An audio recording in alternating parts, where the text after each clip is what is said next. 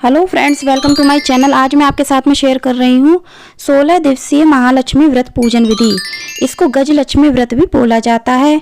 यह व्रत भाद्रपद माह की शुक्ल पक्ष की अष्टमी तिथि से शुरू होता है और अश्विन माह की कृष्ण पक्ष की अष्टमी तिथि तक यह व्रत किया जाता है। यह व्रत 16 दिनों तक किया जाता है। इसमें माता महालक्ष्मी की पूजा की जाती है, साथ में गजराज यानी हाथी की भी पूजा की जाती है, इसीलिए इसे गजलक्ष्मी व्रत बोला जाता है। 16 दिवसीय महालक्ष्मी व्रत करने से हमारे घर में सुख समृद्धि और धन संपत्ति का निवास होता है। तो चलिए वीडियो स्टार्ट करते हैं। माता महालक्ष्मी की पूजा करने के लिए सबसे पहले हम चौकी लगा लेंगे।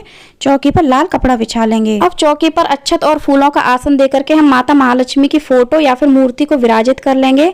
अगर आपके पास माता महालक्ष्मी की मूर्ति है तो आप आज के दिन माता महालक्ष्मी को स्नान जरूर कराएं पंचामृत से, उसके बाद उनको चौकी पर विराजित करें। और अगर नहीं है तो आप फोटो को जल से छींटा देकर के भी हम माता महालक्ष्मी को स्नान करा सकते हैं। इसके बाद हम माता महालक्ष्मी को लाल चुनरी उड़ा देंगे। फ्रेंड्स, ये जो गजलक्ष्मी व्रत किया जाता है इसमें हाथी की पूजा जरूर की जाती है। अगर आपके पास माता महालक्ष्मी की हाथी के साथ वाली फोटो है जिसमें हाथी है तो आप उसको रख लें, जैसे कि मैंने रखी हुई है, और उससे आप हाथी की पूजा कर सकते हैं। और अगर वैसी फोटो नहीं है तो आप अलग से एक हाथी जरूर खरीद लें।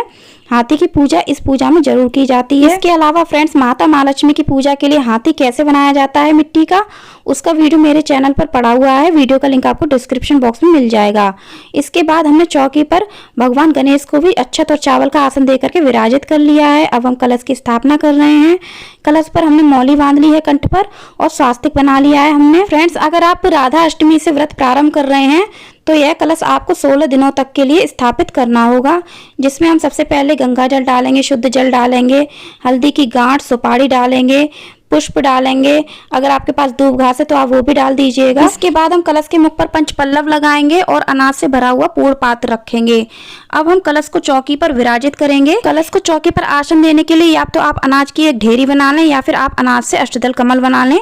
यहाँ पर मैंने अक्षत से अष्टदल कमल बनाया है। आप अनाज के रूप में अक्षत प्रयोग कर लें या फिर गेहूं या फिर जौ का आप प्रयोग कर लें। वैसे तो महालक्ष्मी का व्रत पूरे 16 दिनों तक लगातार किया जाता है, जिसमें एक समय शुद्ध सात्विक भोजन कर लिया जाता है और चाहे तो आप फलाहार से भी यह व्रत पूरे 16 दिनों तक कर सकते हैं। और अगर आप नहीं कर पाते हैं तो आप प्रथम दिन व्रत कर लीजिए, यानी जिस दिन से व्रत स्टार्ट होते हैं उस दिन आप व्रत कर लीजिए। उसके बाद आप 8 दिन बाद यानी 8वें दिन आप यह व्रत करिए। और फिर जब उद्यापन किया जाता है यानी कि 16वें दिन महालक्ष्मी व्रत का उद्यापन किया जाता है, उस दिन आप महालक्ष्मी का व्रत करिए। इस तरीके से आप यह व्रत कर सकते हैं। तो फ्रेंड्स, कलश को हमने चौकी पर विराजित कर दिया है। अब हम कलश के मुख पर नारियल रखेंगे। नारियल पर आप चाहे तो वस्त्र रूपी कलावा लपेट दें, नहीं तो आप लाल कपड़ा या फिर माता की चुनरी भी नारियल पर लपेट सकते हैं। अब हम नारियल का मुख अपनी तरफ रखते हुए कलश पर रखेंगे। अगर आप नारियल को कलश पर खड़ा रखना चाहते हैं तो नारियल का मुख आप ऊपर की ओर रखिएगा। अब हम माता रानी के सामने दीप प्रज्वलित करेंगे। दीपक को हमने यहाँ पर अक्षत का आसन दिया है। फ्रेंड्स, महालक्ष्मी माता की पूजा या तो ब्रह्म मुहूर्त में की जाती है या फिर शाम के समय की जाती है, जब दोनों टाइम मिलते हैं, क्योंकि इन्हीं दोनों टाइम पर महालक्ष्मी माता हमारे घर में निवास करती हैं और धरती पर विचरण करती हैं। अब हम सर्वप्रथम भगवान गणेश की पूजा करेंगे। भगवान गणेश को हम रोली लगाएंगे, अक्षत लगाएंगे। इसके साथ ही हम उनको जनेऊ अर्पित करेंगे, हल्दी की गांठ, सुपारी अर्पित करेंगे, पुष्प अर्पित करेंगे और उनको सबसे प्रिय दूब घास अर्पित करेंगे। इसके साथ ही अगर आपके पास लाल फूल है तो आप भगवान गणेश को जरूर अर्पित करें। जनेऊ नहीं है तो आप वस्त्र के रूप में कलावा भी अर्पित कर सकते हैं या फिर आप कच्चा सूत भी जनेऊ के रूप में अर्पित कर सकते हैं। अब हम माता महालक्ष्मी की पूजा करेंगे।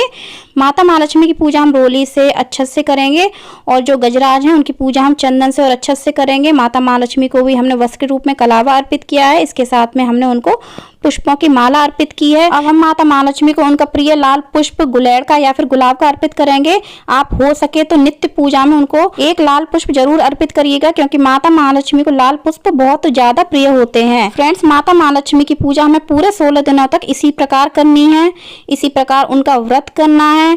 और जब हम उद्यापन करेंगे 16वें दिन तो हम उनके सामने 16 दीपक प्रज्वलित करेंगे शुद्ध देसी घी के। इसके साथ ही हम हाथी की पूजा करेंगे। 16वें दिन हाथी की पूजा विशेष रूप से की जाती है, तो अगर आप पहले दिन ना कर पाए तो आप 16वें दिन हाथी की व्यवस्था जरूर कर लें। उस दिन गज की पूजा जरूर की जाती है। अब हम इसी प्रकार से कलश की पूजा करेंगे। रोली और अक्षत से पुष्प अर्पित करेंगे। इसके साथ ही जो हमने दीप प्रज्वलित किया है उसकी पूजा भी हम रोली से करेंगे, अच्छे से करेंगे, पुष्प अर्पित करेंगे, वस्त्र के रूप में मौली अर्पित करेंगे और हम कलश को भी वस्त्र के रूप में मौली अर्पित करेंगे। अब हम माता रानी को भोग लगाएंगे। भोग में आप उनको खीर का भोग लगा सकते हैं जो कि उनको बहुत प्रिय है।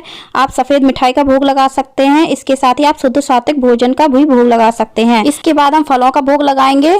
फ्रेंड्स, आप जो कुछ भी व्रत में खाते हैं आप माता महालक्ष्मी को पहले भोग लगाइएगा, उसके बाद आप ग्रहण करिएगा। अब हम माता महालक्ष्मी को श्रृंगार की सामग्री अर्पित करेंगे। आप श्रृंगार की सामग्री चाहे तो पहले दिन अर्पित कर दें, नहीं तो आप जिस दिन उद्यापन करेंगे 16वें दिन, उस दिन आप माता महालक्ष्मी को श्रृंगार की सामग्री जरूर अर्पित करें। आप ये श्रृंगार की सामग्री हो सके तो पूरे 16 श्रृंगार अर्पित करें, नहीं तो आपकी जितनी सामर्थ्य है आप उतने अर्पित कर सकते हैं। माता महालक्ष्मी को इत्र अर्पित करेंगे। माता महालक्ष्मी को इत्र बहुत प्रिय है, खुशबू बहुत प्रिय, तो आप जरूर अर्पित करें। धूप दिखाएंगे, दीप दिखाएंगे और हम माता महालक्ष्मी की आरती करेंगे। सबसे पहले हम भगवान गणेश की आरती करेंगे, फिर हम माता महालक्ष्मी की आरती करेंगे और अगर आप विष्णु भगवान की आरती भी करेंगे तो माता महालक्ष्मी बहुत जल्दी प्रसन्न हो जाएंगी।